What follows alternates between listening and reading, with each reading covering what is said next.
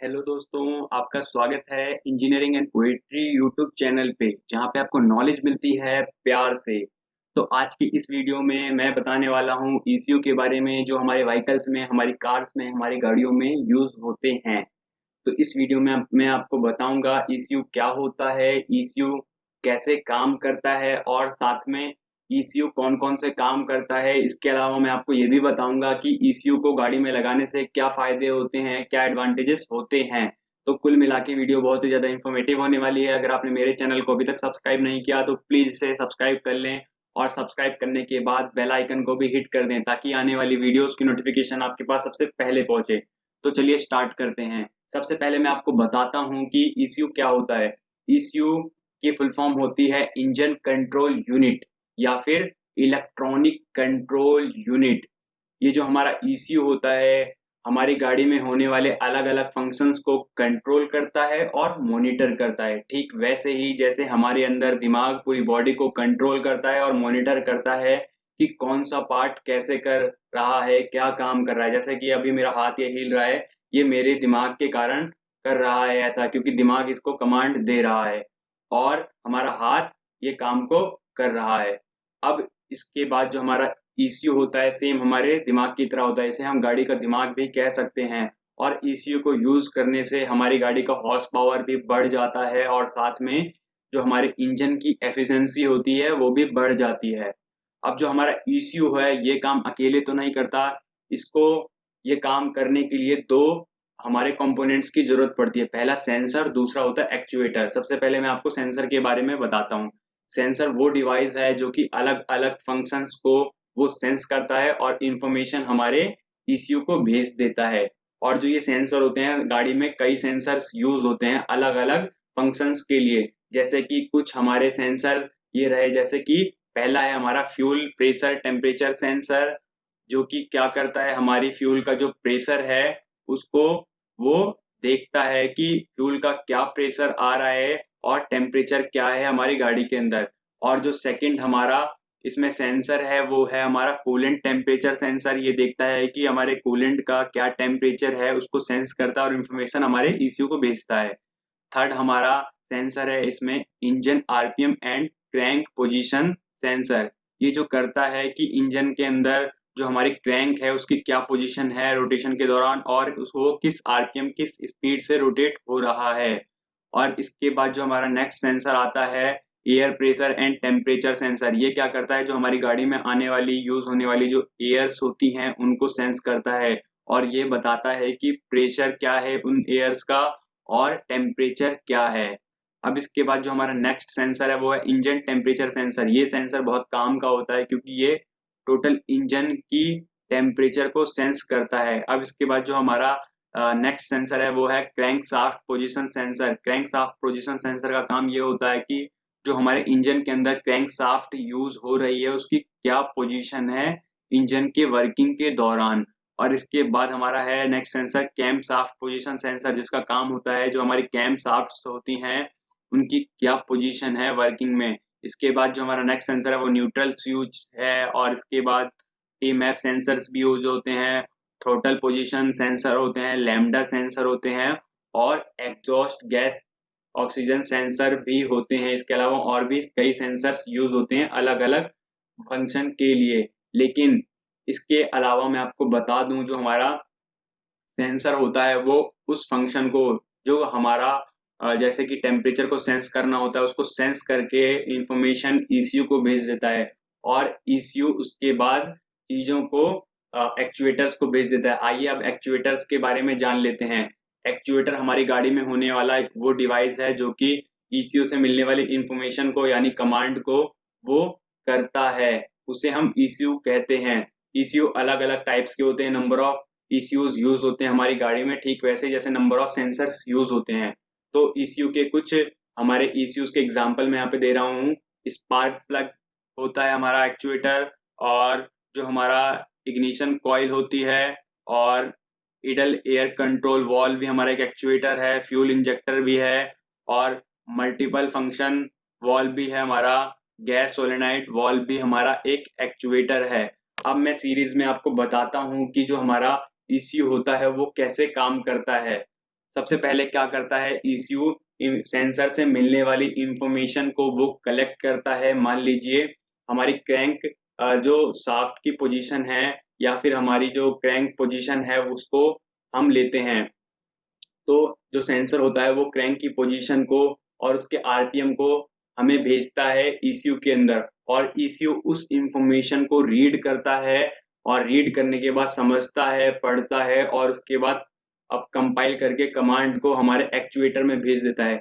इस वक्त हमारे जो एक्चुएटर्स यूज होते हैं वो होते हैं हमारे, एक तो होता है हमारा फ्यूल इंजेक्टर। फ्यूल इंजेक्टर उस वक्त क्या करता है, फ्यूल फ्यूल को हमारे इंजन सिलेंडर के अंदर पुट करता है जब हमारे ECU जो होते हैं कमांड भेज देते हैं कि भाई फ्यूल भेजो, और साथ में स्पार्क प्लग को भी इसी वक्त वो भेजता है इंफॉर्मेशन। जब वो कंप्रेस होने लगता है, हमारा जो फ्यूल आ जाता है, उसके बाद वो स्पार्क जनरेट कर देता है हमारे कंप्रेशन स्ट्रोक के आखिरी में।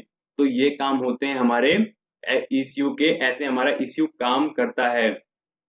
और जो ECU होता है वो हमारा एक इंटीग्रल पार्ट होता है EFI का। EFI मीन्स है हमारा यहाँ पे इलेक्ट्रॉनिक फ्यूल इंजेक्शन। और जो इलेक्ट्रॉनिक फ्यूल इंजेक्शन होता है ये 3 पार्ट्स में आगे डिवाइड होता है।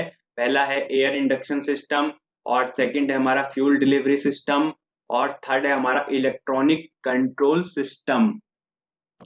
तो ये थे हमारे EFI यानी इलेक्ट्रॉनिक फ्यूल इंजेक्शन के पार्ट्स, जो कि हमारा इंटीग्रल पार्ट जिसका होता है ECU का।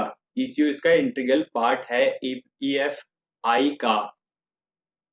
अब इसके बाद हम बात करते हैं जो हमारा ECU होता है वो कौन कौन से फंक्शंस करता है।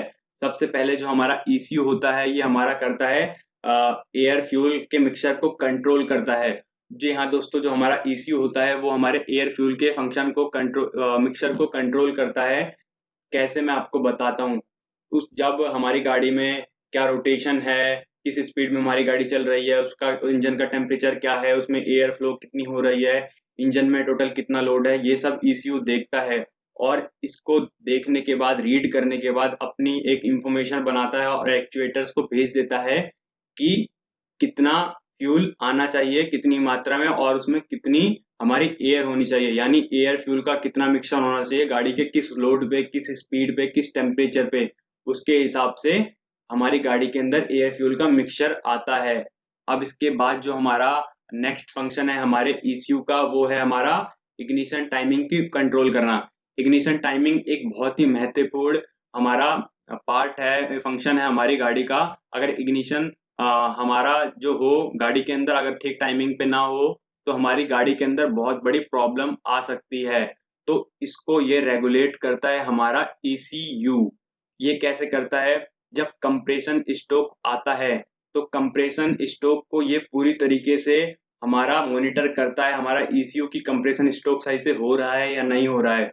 मीन्स जब हमारा कंप्रेशन स्ट्रोक एंड होने वाला होता है, ठीक उसी वक्त स्पार्क यानी इग्निशन होता है हमारी इंजन सिलेंडर के अंदर। साथ में ही हमारा जब कंप्रेशन होने के बाद जब इसमें कुछ स्मोक्स बच जाती हैं यानी डिटोनेशन नॉकिंग की प्रॉब्लम आती है, तो इस वक्त हमारा ECU क्या करता है, हमारे एक्चुएटर्स को थोड़ी लेट से इंफॉर्मेशन भेजता है, जिससे क्या होता है कि उतने टाइम में जो स्मोक होती है वो एग्जॉस्ट से निकल जाती है और हमारा जो स्पार्क होता है वो ठीक ढंग से हो पाता है। लेकिन अगर अगर ये ठीक टाइम पे ना हो, थोड़ा टाइम डिले ना हो, तो हमारे इंजन के अंदर काफी बड़ी प्रॉब्लम्स आने लगती है। यानी इंजन में आवाज आने लगती है, उसमें जो क्रैंकिंग होती है उसका टाइमिंग भी हमारा कम ज्यादा होने लग जाता है। तो इससे हमारा ECU काफी हद तक बचा ले जाता है, या कहें कि 100% तक भी आप कह सकते हैं कि ये पूरी तरीके से उसे ठीक कर ले जाता है। अब इसके बाद जो हमारा नेक्स्ट फंक्शन है हमारे ECU का वो है जो इडल स्पीड को कंट्रोल करता है, और साथ में जो हमारा वेरिएबल वॉल टाइमिंग है इसको भी कंट्रोल करता है। जो हमारा थ्रोटल होता है उसके ओपनिंग और क्लोजिंग को फंक्शन करने के लिए यानी कंट्रोल मॉनिटर करने के लिए प्रोग्रामिंग पहले से ही ECU के अंदर होती है, जिसकी हेल्प से क्या होता है कि जो हमारा इडल स्पीड होता है वो कंट्रोल हो पाता है। और साथ में जो हमारा वेरिएबल वॉल टाइमिंग है इसको भी ये कंट्रोल करता है, क्योंकि इसके अंदर हम अपने जो हमारे वॉल्स होते हैं उसको ठीक टाइम पे खोल पाते हैं और ठीक टाइम पे बंद कर पाते हैं, जिसकी वजह से क्या होता है, हमारे इंजन की एफिशिएंसी बढ़ जाती है। इसका मुख्य कारण यही है कि इसे कंट्रोल हमारा ईसीयू करता है। अब इसके बाद जो हमारा नेक्स्ट फंक्शन है वो है हमारा इंक्रीजिंग टॉर्क एंड बीएचपी। जैसा कि मैंने आपको फर्स्ट पॉइंट पे बताया कि इंजन के अंदर जो हमारा ईसीयू होता है, इंजन के अंदर होने वाले फंक्शन यानी इंजन किस लोड पे चल रहा है उसको हमारा ईसीयू देखता है।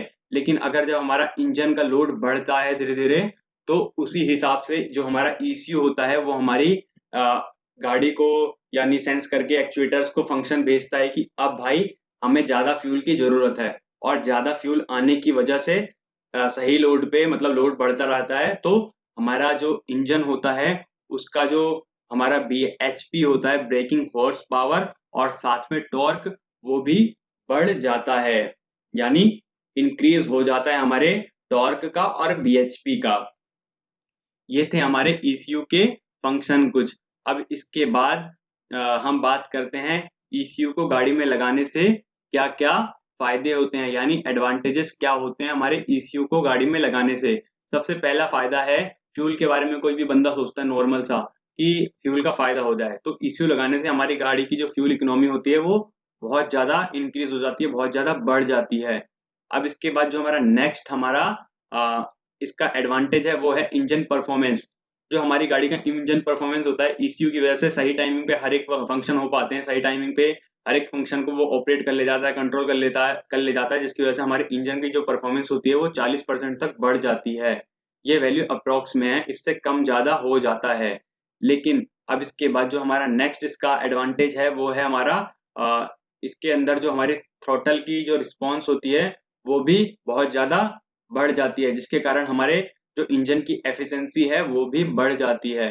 अब जो हमारा ईसीयू होता है गाड़ी में यूज करने से इसका एक और फायदा है कि जो हमारे इंजन की पावर होती है वो भी इंक्रीज हो जाती है, क्योंकि हर एक काम टाइम पे होता है, फ्यूल की लॉसेस नहीं होते, तो इंजन की पावर बढ़ जाती है इसको यूज करने से।